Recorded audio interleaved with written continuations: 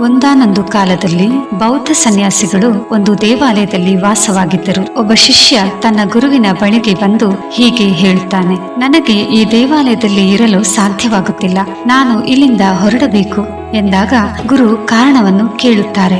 ಆಗ ಶಿಷ್ಯನು, ಇಲ್ಲಿರುವವರಲ್ಲಿ ಕೆಲವರು ಬಹಳ ರಾಜಕೀಯ ಮಾಡುತ್ತಾರೆ, ಇನ್ನು ಕೆಲವರು ನನ್ನ ಬಗ್ಗೆ ಮತ್ತು ಉಳಿದವರ ಬಗ್ಗೆ ಇಲ್ಲಸಲ್ಲದ ಮಾತುಗಳನ್ನಾಡುತ್ತಿರುತ್ತಾರೆ, ಮತ್ತೆ ಕೆಲವರು ಯಾವುದೇ ಕೆಲಸವನ್ನು ಮಾಡದೆ ಇಡೀ ದಿನ ಬೇರೆಯವರ ಬಗ್ಗೆ ಮಾತನಾಡುತ್ತಾ ಕಾಲ ಕಳೆಯುತ್ತಾರೆ. ಇಂಥವರ ಜೊತೆ ಇರಲು ನನಗೆ ಸಾಧ್ಯವಾಗುತ್ತಿಲ್ಲ.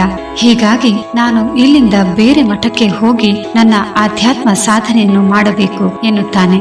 ಇದನ್ನು ಕೇಳಿದ ಗುರುಗಳು, ಶಿಷ್ಯನೇ, ನೀನು ಇಲ್ಲಿಂದ ಹೋಗುವುದಾದ್ರೆ ಹೋಗು, ಆದರೆ ಅದಕ್ಕಿಂತ ಮೊದಲು ನನಗೆ ಒಂದು ಕೆಲಸ ಮಾಡಿಕೊಡುತ್ತೀಯಾ ಎಂದು ಪ್ರಶ್ನಿಸುತ್ತಾರೆ. ಅದಕ್ಕೆ ಶಿಷ್ಯನು ಒಪ್ಪಿಕೊಳ್ಳುತ್ತಾನೆ. ನೀನು ಈ ಕೂಡಲೇ ಒಂದು ಚಮಚದ ತುಂಬಾ ನೀರನ್ನು ತುಂಬಿಸಿಕೊಂಡು ಈ ಮಠದಲ್ಲಿ ಓಡಾಡಿ ಬರಬೇಕು, ಇಲ್ಲಿಗೆ ತಲುಪುವವರೆಗೂ ಒಂದು ಹನಿಯು ಚೆಲ್ಲಿರಬಾರದು ಎನ್ನುತ್ತಾರೆ. ಶಿಷ್ಯನು ಅವರ ಮಾತಿಗೆ ಸಮ್ಮತಿಸಿ ಚಮಚದಲ್ಲಿ ನೀರು ತುಂಬಿಸಿಕೊಂಡು ಒಂದು ಹನಿಯು ಚೆಲ್ಲದಂತೆ ಹಿಂತಿರುಗಿ ಬರುತ್ತಾನೆ. ನಂತರ, ಈಗಲಾದರೂ ನನ್ನನ್ನು ಕಳಿಸಿಕೊಡುತ್ತೀರಾ ಎನ್ನುತ್ತಾನೆ. ಆಗ ಗುರುಗಳು, ಇದನ್ನು ನೀನು ಹೇಗೆ ಸಾಧಿಸಿದೆ ಎಂದಾಗ ಶಿಷ್ಯನು, ನಾನು ಚಮಚದಲ್ಲಿ ನೀರು ತುಂಬಿಸಿ ನನ್ನ ಗಮನವನ್ನು ಅತ್ತಿತ್ತ ಹೋಗದಂತೆ ನಿಯಂತ್ರಿಸಿಕೊಂಡು ಈ ಕೆಲಸ ಸಾಧಿಸಿದೆ ಎಂದು ಉತ್ತರಿಸುತ್ತಾನೆ. ಆಗ ಗುರುಗಳು ಶಿಷ್ಯನಿಗೆ ಹೀಗೆ ಹೇಳುತ್ತಾರೆ, ನೀನು ಇದೇ ರೀತಿಯಲ್ಲಿ ನಿನ್ನ ಮನಸ್ಸನ್ನು ನಿಯಂತ್ರಿಸಿಕೊಂಡು ಈ ದೇವಾಲಯದಲ್ಲಿರುವ ಉಳಿದವರ ಕಡೆಗೆ ಗಮನ ಹರಿಸದಿದ್ದರೆ ನಿನ್ನ ಸಾಧನೆಯನ್ನು ಸುಲಭವಾಗಿ ಮಾಡಬಹುದು.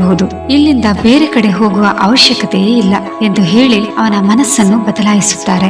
ಸ್ನೇಹಿತರೆ, ನಾವು ಎಲ್ಲಿ ಹೋದರೂ ಇಂತಹ ಜನರು ಇದ್ದೇ ಇರುತ್ತಾರೆ. ಹೀಗಾಗಿ ಯಾವುದಕ್ಕೂ ತಲೆ ಕೆಡಿಸಿಕೊಳ್ಳದೆ, ಅವರಿವರ ಮಾತಿನ ಬಗ್ಗೆ ಗಮನ ಹರಿಸದೆ ನಮ್ಮ ಕೆಲಸವನ್ನು ನಾವು ನಮ್ಮಷ್ಟಕ್ಕೆ ಮಾಡುತ್ತಾ ಹೋದರೆ ಖಂಡಿತ ಜೀವನದಲ್ಲಿ ಗೆಲ್ಲಬಹುದು, ನೆಮ್ಮದಿಯನ್ನು ಪಡೆಯಬಹುದು. ಈ ಕಥೆ ನಿಮಗೆ ಇಷ್ಟವಾಗಿದ್ದರೆ ದಯವಿಟ್ಟು ಒಂದು ಲೈಕ್ ಮಾಡಿ, ಚಾನೆಲ್ನ ಸಬ್ಸ್ಕ್ರೈಬ್ ಮಾಡಿ. ಧನ್ಯವಾದಗಳು.